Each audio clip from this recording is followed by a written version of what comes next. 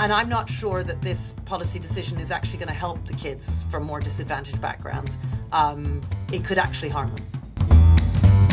Hello and welcome to Spectator TV.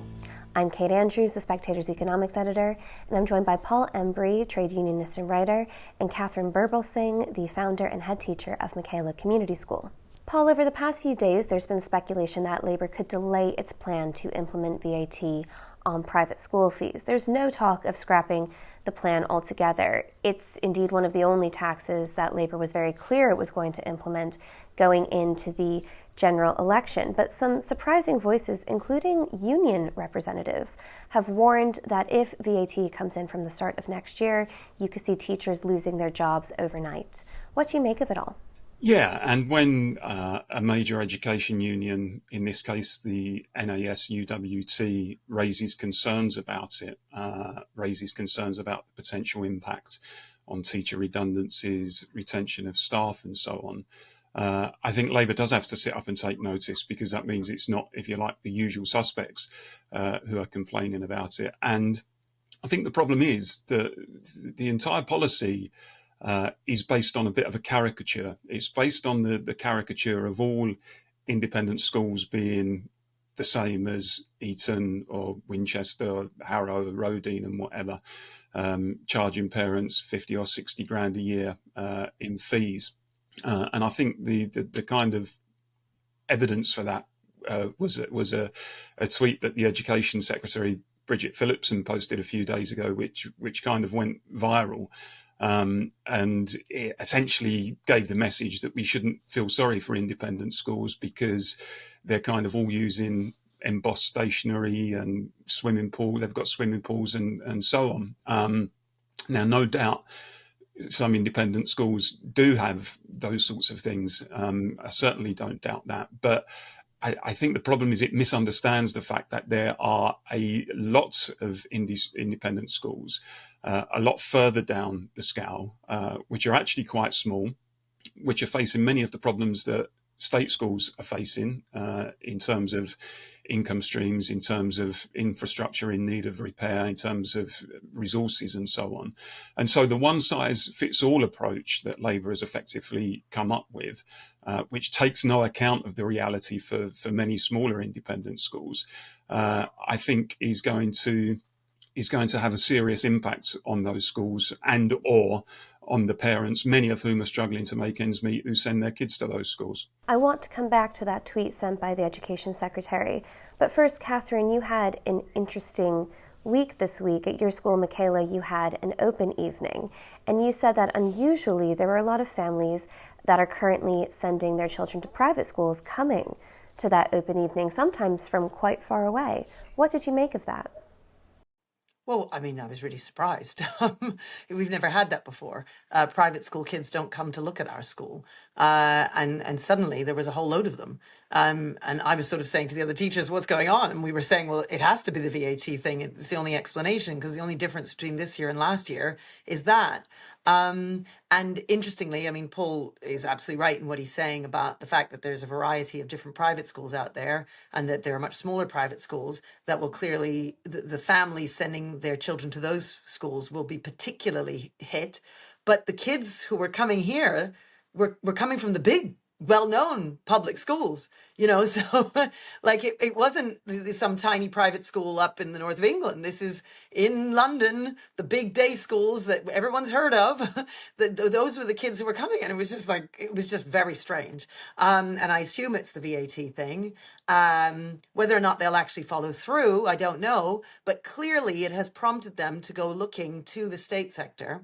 And that is the thing that I don't really, Labour doesn't seem to have thought about. The idea is, okay, so we need to take the money from VAT to put back into the state sector, which is a really small amount of money, tiny.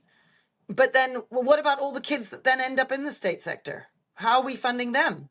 And because the tiny bit of money that you're going to save from the VAT is not going to be enough to cover all the extra places that we clearly are now going to need. Because if all those private school kids are then coming to my school, well, how am I teaching them?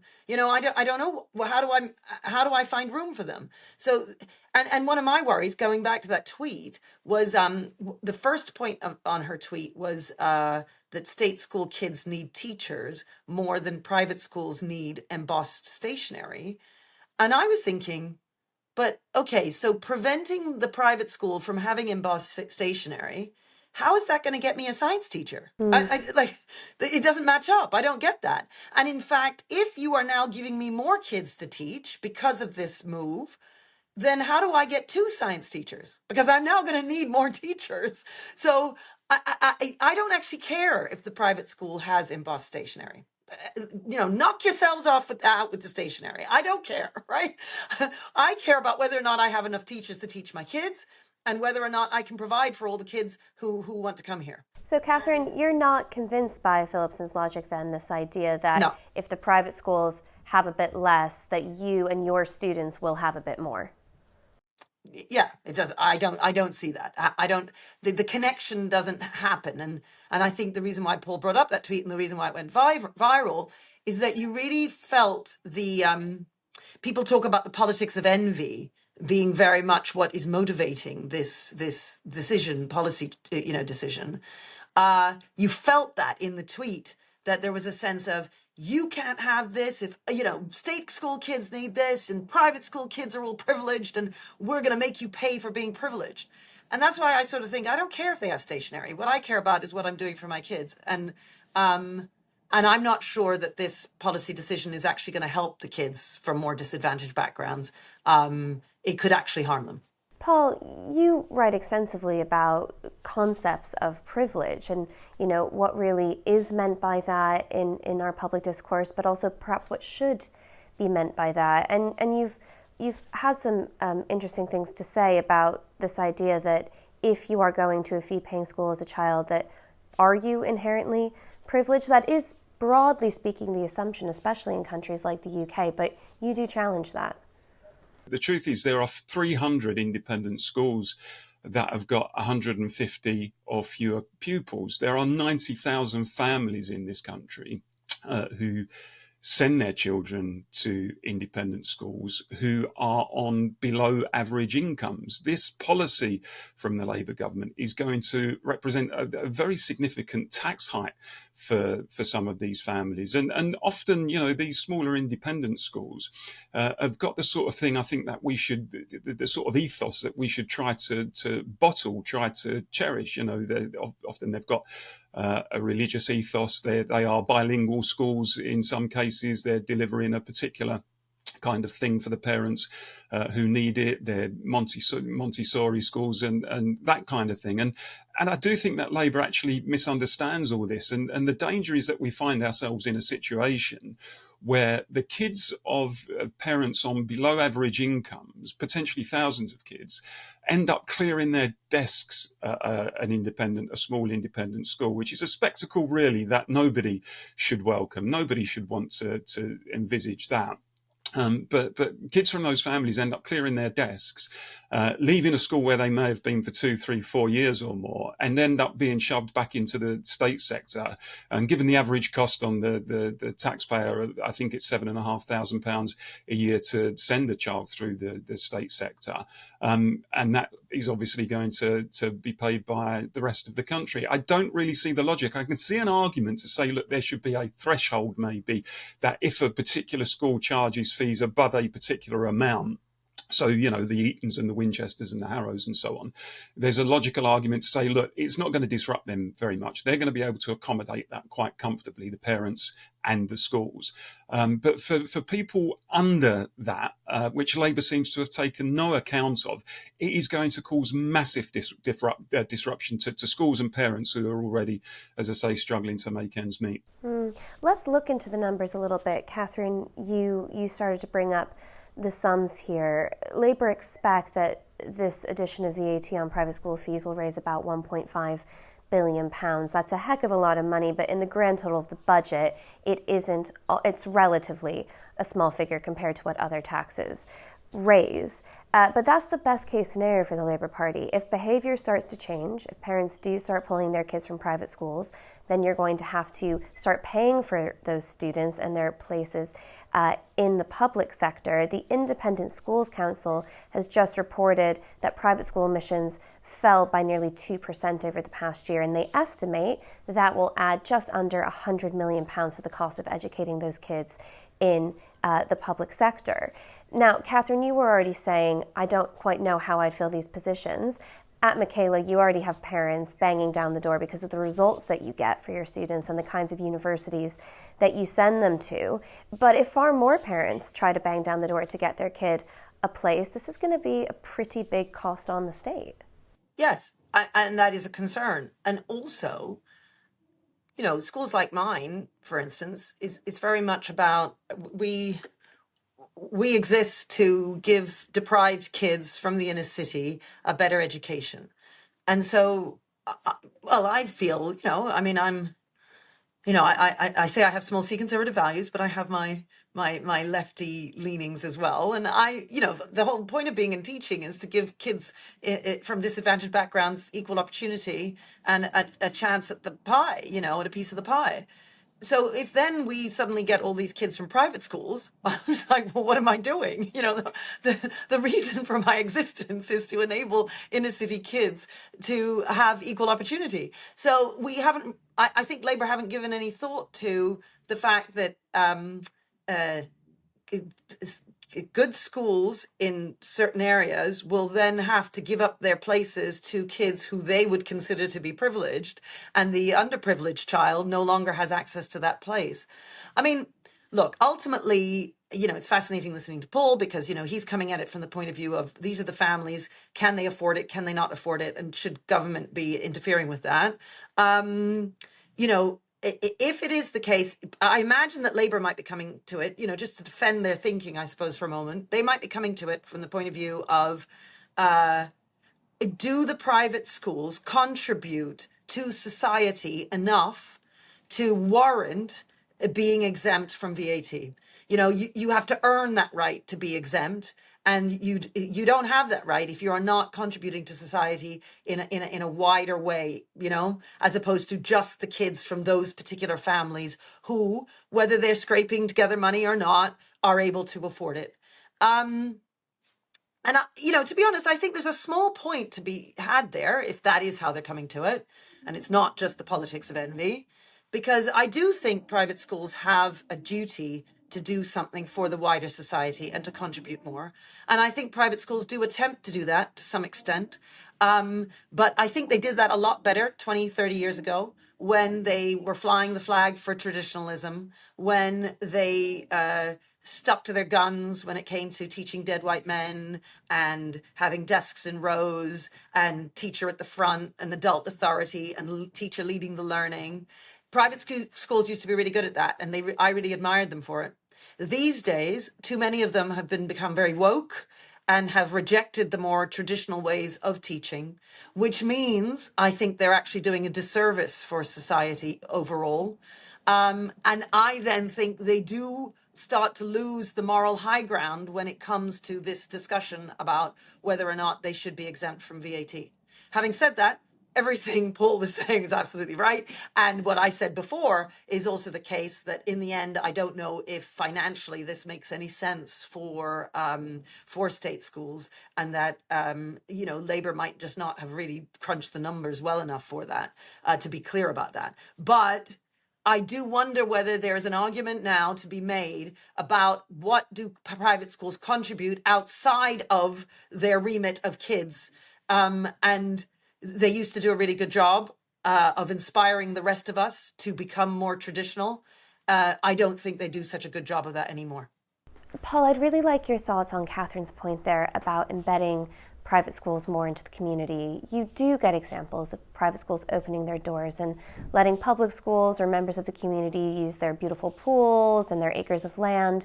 But do we have enough of those examples? Is it the case that private schools need to embed themselves a bit more, indeed, to get more support from people who aren't necessarily sending their kids there? And I'd also like your thoughts on this idea about fairness, which has come up a few times now, and how muddled that concept can become.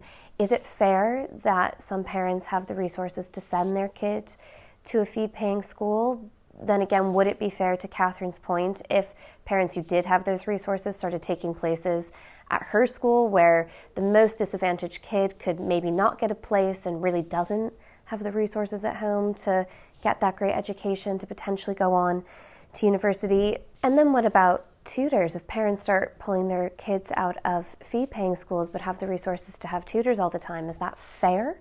This idea of fairness is in some ways quite hard to define and certainly hard to legislate for. I'm all in favour of private schools, all schools actually, embedding roots in the community and reaching out and building those links where they can and where they want to. But I think even if they didn't, it wouldn't necessarily change the legitimacy or otherwise of the policy. But in terms of fairness, I struggle to see how it's fair, for example, that private healthcare can have a VAT exemption, but education should not, or that financial services, for example, which are invariably used more by people with money and assets than those without, can have a VAT exemption, but again, education doesn't. And I also find it hard to square the fact that if the government is looking for this pot of money in order to better fund the state sector, to give us 6,500 extra teachers or whatever it is, that actually there are probably places it ought to have gone before, I think, going for private schools, particularly, as I say, independent schools at the bottom of the scale. We've seen, for example, the high street banks post huge record profits in the last couple of years as a result of the rises in interest rates. It seems to me quite legitimate to say to those banks that those vast unexpected profits should be subjected to a windfall tax. That could bring in a significant amount of money. You could even talk about, raising the higher rate of income tax on the richest in society. You could talk about equalising capital gains tax with income tax. If we're looking for targets in order to obtain this extra cash, then I don't think particularly small independent schools, as I say, many of whom are struggling with tight budgets and struggling to make ends meet, should be necessarily the first target, or indeed, if those costs are passed on, the parents who do in many cases have to scrimp and save. They do drive battered old cars, they do take cheap holidays in order to give their children not even necessarily always a better education, but a different type of education, sometimes a more specialist education than what is delivered in the state sector. And I think there are many brilliant people in the state sector, by the way. But I do think there's a question here for the Labour Party as well, because it's often talked about the importance of that gap between market and state, those little platoons, as they're often called, the voluntary associations, the lifeblood of civil society in many respects, and how that has become hollowed out, as we all know, in recent decades, and how do we make that thrive again? And I think independent schools, particularly small independent schools, are the type of institutions that can fill that gap between, the big overbearing state on the one hand, and the unforgiving market on the other hand. And if Keir Starmer and the Labour Party just kind of reject all of the representations that have been made on behalf of many of the families down the lower end of the income scale, and many of the small independent schools that have got fewer numbers of pupils and tighter budgets and charge lower fees, then I think that will probably send a message that they're not actually very serious about that, about the importance of civil society, that gap between market and state. So there are bigger ideological questions at play here beyond just the straightforward policy issues.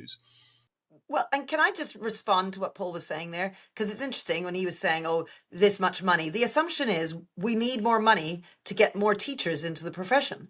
That is just not true. I mean, teachers are leaving in droves. They leave within the first couple of years of starting. They knew what the salary was going to be. It's not that if we had more money, we'd have more teachers. That's just wrong.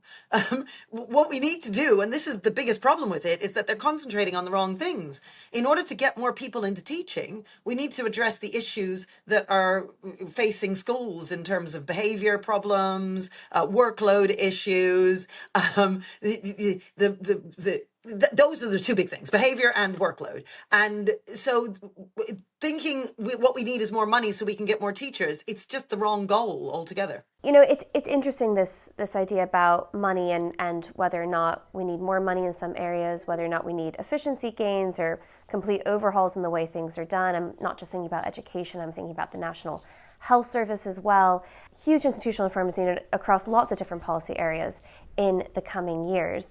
But I'm curious to hear from both of you, when it comes to creating incentives or disincentives to change behavior. And that's a lot of what the state does through taxation, right? It's a lot of what it does through the nanny state taxes that the Labour Party is talking about, that the Tory Party brought in around the sugar tax. In many cases, you're trying to change behavior.